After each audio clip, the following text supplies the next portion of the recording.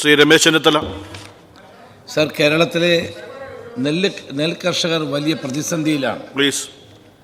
Sir, നെല്ലുൽപാദനം ഈ വർഷം മാത്രം 50,000 ടൺ കുറഞ്ഞിട്ടുണ്ട്. അരിക്ക് അന്യസംസ്ഥാനത്തെ ആശ്രയിക്കുന്ന ഒരു സംസ്ഥാനമാണ് കേരളം. നെൽകൃഷിയുടെ ദിനങ്ങൾ കുറയുന്നു, കൃഷിഭൂമിയുടെ വിസ്തൃതി കുറയുന്നു, എന്നിട്ട് നമ്മുടെ സർക്കാർ അനങ്ങുന്നില്ല. സർ, നെൽകർഷകരിൽ നിന്നും സർക്കാർ സംവിധാനങ്ങളും ഏജൻസികളും സംഭരിക്കുന്ന നെല്ലിൻ്റെ വില കൃത്യമായി നെൽകർഷകർക്ക് വിതരണം ചെയ്യാത്തതാണ് കർഷകരെ നെൽകൃഷി ഉപേക്ഷിക്കാൻ നിർബന്ധിതരാക്കുന്നത്. സാർ, ഏതാണ്ട് 480 കോടിയിലധികം രൂപ നെല്ല് സംഭരിച്ചതിൻ്റെ കുടിശ്ശികയായി സംസ്ഥാനത്തെ കർഷകർക്ക് സർക്കാരിൽ നിന്ന് ലഭിക്കാനുണ്ടെന്നാണ് മനസ്സിലാക്കുന്നത്. ഇതിലേതാണ്ട് 370 കോടി രൂപയും ആലപ്പുഴ ജില്ലയിലെ നെൽകർഷകർക്ക് കുടിശ്ശികയായി നൽകുന്നതാണ്. മന്ത്രി പറയുമായിരിക്കും 76.16 കോടി രൂപയുടെ കുടിശ്ശിക നൽകാനുള്ളൂവെന്ന്. എന്നാൽ PRS ലോണിനുള്ള 160.93 കോടി രൂപയുടെ ലിസ്റ്റ് കാനറ ബാങ്കിനും 144.7 കോടി രൂപയുടെ ലിസ്റ്റ് SBIക്കും നൽകിയിട്ടേ ഉള്ളൂ. കർഷകരുടെ അക്കൗണ്ടിൽ പണം കിട്ടിയിട്ടില്ല. നൽകാത്ത പണം നൽകി എന്ന് പറയുന്നത് ക്രൂരതയല്ലേ സാർ? ഹാൻഡ്ലിംഗ് ചാർജായി 1555 കോടി രൂപ കർഷകരുടെ അക്കൗണ്ടിൽ എത്തേണ്ടതായിട്ടുണ്ട്. സാർ, മടവീണ പാടശേഖരങ്ങൾക്കുള്ള സഹായം കിട്ടിയിട്ടില്ല. പമ്പിംഗ് സബ്സിഡി, എത്രയോ വർഷങ്ങളായി പമ്പിംഗ് സബ്സിഡി കൊടുക്കാതെ കുട്ടനാട്ടിലെയും അപ്പർ കുട്ടനാട്ടിലെയും കർഷകർ പ്രതിസന്ധി നേരിടുകയാണ്. 20% മുതൽ 30% പാടശേഖരം മാത്രമേ റിംഗ് ബണ്ട് ഉള്ളൂ. സാർ, അതോടൊപ്പം തന്നെ കൃഷിനാശം മൂലം കർഷകർ പ്രയാസം അനുഭവിക്കുകയാണ്. സാർ, ഇതിനെയെല്ലാം അതിജീവിച്ചുകൊണ്ടാണ് കുട്ടനാട്ടിലും അപ്പർ കുട്ടനാട്ടിലെയും പാലക്കാട്ടെയും തൃശ്ശൂർ കോളനിലങ്ങളിലെയും എല്ലാം കർഷകർ നെൽകൃഷി ചെയ്തുകൊണ്ടിരിക്കുന്നത്. സാർ, സംഭരിച്ച നെല്ലിൻ്റെ വില കൃത്യമായി കൊടുക്കാൻ എന്തുകൊണ്ട് കഴിയാത്ത അവസ്ഥ വരുന്നു എന്ന് മാത്രമല്ല, PRS സ്കീമിൻ്റെ പേരിൽ വീണ്ടും അവർ പുതിയ കണക്കെടുപ്പിൽപ്പെടുത്തുന്നു. സാർ, അമ്പലപ്പുഴയിൽ ഒരു കർഷകൻ മരിച്ചത് അതിൻ്റെ അടിസ്ഥാനത്തിലാണ്. സാർ, നെൽകർഷകർക്ക് സർക്കാരിന് ലഭിക്കേണ്ട ആനുകൂല്യങ്ങളൊന്നും ലഭിക്കുന്നില്ല. അത് ഈ മന്ത്രിയല്ല മറുപടി പറയേണ്ടത് എന്നുള്ളത് കൊണ്ട് ഞാൻ വിശദീകരിക്കുന്നില്ല. സാർ, കേന്ദ്ര സർക്കാർ നെല്ലിൻ്റെ MSP വർദ്ധിപ്പിക്കുന്നതനുസരിച്ച് സംസ്ഥാന സർക്കാരും വർദ്ധിപ്പിക്കേണ്ടത് ആവശ്യമാണ്. വിളവെടുക്കുന്ന നെല്ലിൻ്റെ സംഭരണം കൃത്യമായി നടക്കാറില്ല. സാർ, പാടശേഖരങ്ങളിലും റോഡരികളിലുമാണ് കർഷകർ ഈ നെല്ല് പാക്ക് ചെയ്യുന്നത്. പാലക്കാടൊക്കെ ചെന്നാൽ റോഡ് സൈഡിലാണ് ഈ കർഷകർ ഈ നെല്ല് പാക്ക് ചെയ്യുന്നത്. അത് കർഷകർ വിളവെടുത്ത് നെല്ല് സൂക്ഷിക്കുന്നത് ഏറ്റവും അപരിഷ്കൃതമായ നിലയിൽ തന്നെയാണ്. ഇത് കർഷകരെ സംബന്ധിച്ചിടത്തോളം ഒരു വലിയ തലവേദനയാണ്. നെല്ലിൻ്റെ ഈർപ്പം ഒരു വലിയ പ്രശ്നമാണ്. സാർ, മോയ്സ്ചറിൻ്റെ പേരിൽ കർഷകർക്ക് അർഹമായ സംഭരണ വില നൽകാതെ ഈ മില്ലുകാർ കർഷകരെ ചൂഷണം ചെയ്യുകയാണ്. അവർ പറയും കിഴിവ് കൊടുക്കണമെന്ന് പറയും. സാർ, കിഴിവ് അവർ ചോദിക്കുന്ന കൊടുത്തില്ലെങ്കിൽ മില്ലുടമകൾ ഈ നെല്ലെടുക്കാൻ തയ്യാറാവുന്നില്ല. സാർ, ഇത് സർക്കാർ കൂടി അതിന് ഒത്താശ ചെയ്ത് കൊടുക്കുന്നത് ശരിയല്ല. ഇതിൻ്റെ തോത് എത്ര കിഴിവ് കൊടുക്കണമെന്ന് തീരുമാനിക്കുന്ന മില്ലുടമകളാണ്. ഗത്യന്തരമില്ലാതെ സ്വകാര്യ മില്ലുകൾക്ക് കർഷകർക്ക് ഈ നെല്ല് കൊടുക്കേണ്ടി വരുന്ന ദുരവസ്ഥ നമുക്ക് കാണാൻ കഴിയുന്നുണ്ട്. പാടശേഖരങ്ങൾ കേന്ദ്രീകരിച്ച് സർക്കാർ സപ്ലൈകോയുടെ സഹായത്തോടെ താൽക്കാലിക ഗോഡൗണുകളോ സംഭരണ കേന്ദ്രങ്ങളോ സ്ഥാപിച്ചാൽ അത് ഗവൺമെൻറ് കർഷകർക്ക് വലിയ പ്രയോജനം ഉണ്ടാകുന്നതാണ്. സാറേ, ഞാൻ അവസാനിപ്പിക്കാം. സപ്ലൈകോ മാനദണ്ഡങ്ങൾക്ക് വിധേയമായി നെല്ലിൻ്റെ ഗുണപരിശോധന നടത്തുന്ന സർക്കാർ സംവിധാനം ഒരുക്കണം. അതാണ് ഏറ്റവും വലിയ പ്രശ്നം. 20% 30% കിഴിവ് ആവശ്യപ്പെടുകയാണ് ഈ പാവപ്പെട്ട കർഷകരോട്.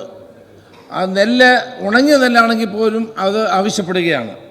സാർ, 2018 വെള്ളപ്പൊക്ക സമയത്ത് കുട്ടനാട് അപ്പർ കുട്ടനാട് മേഖലയിലെ കർഷകർക്കായി സർക്കാർ നിരവധി വാഗ്ദാനങ്ങൾ നൽകിയിരുന്നു. അതൊന്നും പാലിക്കപ്പെട്ടിട്ടില്ല എന്നുള്ളതാണ് സത്യം. സാർ, എനിക്ക് ബഹുമാനപ്പെട്ട മന്ത്രിയോട് അങ്ങയിലൂടെ ആവശ്യപ്പെടാനുള്ളത് നിലവിൽ നൽകാനുള്ള കുടിശ്ശിക എത്രയും പെട്ടെന്ന് നെൽകർഷകർക്ക് നൽകണം. സംഭരിക്കുന്ന നെല്ലിന് പരമാവധി 3 ദിവസത്തിനുള്ളിൽ പണം ലഭ്യമാക്കാനുള്ള നടപടികൾ സ്വീകരിക്കണം. സംഭരണത്തിനായി പ്രത്യേക റിവോൾവിംഗ് ഫണ്ട് സംസ്ഥാന ബഡ്ജറ്റ് ഉൾപ്പെടുത്തണം.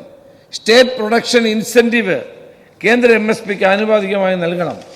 സാർ, ഇതൊന്നും ഭക്ഷ്യവകുപ്പ് മന്ത്രി നമ്മുടെ പൊതുവിതരണ വകുപ്പ് മന്ത്രിക്ക് ചെയ്യണമെന്ന് ആഗ്രഹമുണ്ടെങ്കിലും അദ്ദേഹം ബഡ്ജറ്റ് അവതരണ വേളയിൽ പ്രതിഷേധിച്ച സംഭവം ഞാൻ ഓർക്കുന്നു. ധനകാര്യ വകുപ്പ് ആവശ്യമായ പണം നൽകിയാൽ മാത്രമേ ഇത് കൊടുക്കാൻ കഴിയുള്ളൂ എന്ന് എനിക്കറിയാം. അതുകൊണ്ട് നെല്ല് ഉൽപ്പാദിപ്പിക്കുന്ന കർഷകരെ സംരക്ഷിക്കാൻ വേണ്ടി അടിയന്തരമായി തന്നെ എടുക്കുന്ന നെല്ലിനുള്ള പണം പെട്ടെന്ന് കൊടുക്കാനുള്ള നടപടികൾ സ്വീകരിക്കണം എന്ന് അങ്ങയിലൂടെ ഞാൻ ബഹുമാനപ്പെട്ട മന്ത്രിയോട് ആവശ്യപ്പെടുന്നു. ബഹുമാനപ്പെട്ട ഭക്ഷ്യ പൊതുവിതരണ വകുപ്പ് മന്ത്രി. സാർ, ബഹുമാനപ്പെട്ട രമേശ് ചെന്നിത്തല നിരവധിയായിട്ടുള്ള കാർഷിക പ്രശ്നങ്ങളാണ് ഇവിടെ അവതരിപ്പിച്ചത്. വളരെ ഗൗരവമേറിയ വിഷയങ്ങൾ തന്നെയാണ്, അതിനൊന്നും യാതൊരു തർക്കവും എനിക്കില്ല. ആ കാർഷിക പ്രശ്നങ്ങൾക്ക് പരിഹാരം കാണേണ്ടതുണ്ട് എന്നുള്ളത് തന്നെയാണ്. പല വിഷയങ്ങളെ സംബന്ധിച്ചും എൻ്റെ പരിധിയിൽ വരുന്നതല്ലാത്തതുകൊണ്ട് ഞാനതിൻ്റെ ഗൗരവം കൃഷി വകുപ്പിൻ്റെ ശ്രദ്ധയിൽപ്പെടുത്താം എന്ന് ഞാൻ ആദ്യം സൂചിപ്പിക്കുകയാണ്. സാർ, ഇവിടെ പറഞ്ഞ വിഷയത്തിൽ നെല്ല് സംഭരണവുമായി ബന്ധപ്പെട്ട കാര്യമാണ്. ദേശീയ തലത്തിൽ നടപ്പാക്കി വരുന്ന വികേന്ദ്രീകൃത ധാന്യ സംഭരണ പദ്ധതിയുടെ ഭാഗമായാണ് സംസ്ഥാനത്ത് നെല്ല് സംഭരണം നടന്നു വരുന്നത്. എന്നാൽ രാജ്യത്ത് ഏറ്റവും മാതൃകാപരമായി ഈ പദ്ധതി നടപ്പാക്കപ്പെടുന്നത് കേരളത്തിലാണ്.